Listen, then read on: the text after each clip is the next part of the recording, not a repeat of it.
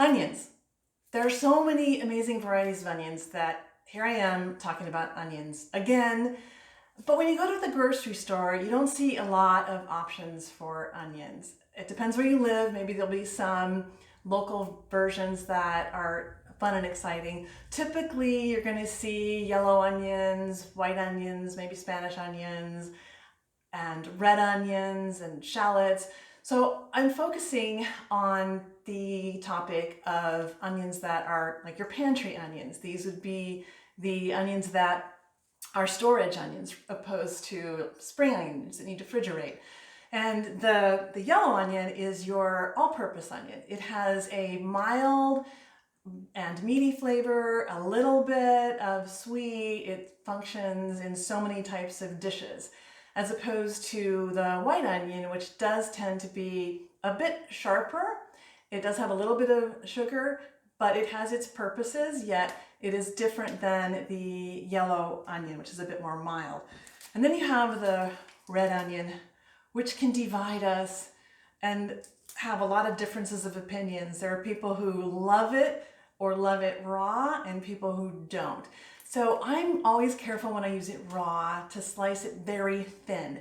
It is a very meaty, thick sort of onion typically, and it has its pungent, sharp sort of flavors, but it's so delicious, particularly when it's cooked and you bring out the sugars for caramelization.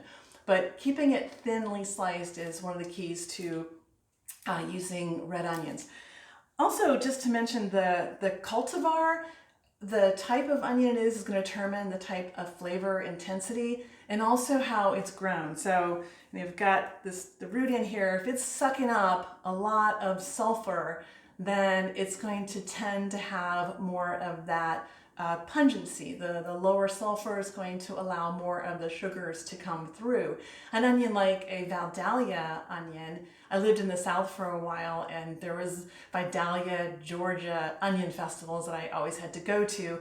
Those are genetically, bred to be sweeter. And then you also have onions that, just depending on how much sulfur intake they have, their sugar levels may vary based on that.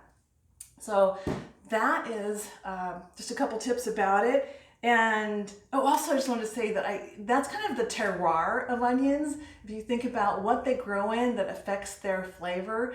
But you never hear anyone talking about it that way. They talk about wine and the grapes, the flavor depends on what they grow in. Well, I think about an onion growing on this slopey, grassy hill next to a river with cool air coming in.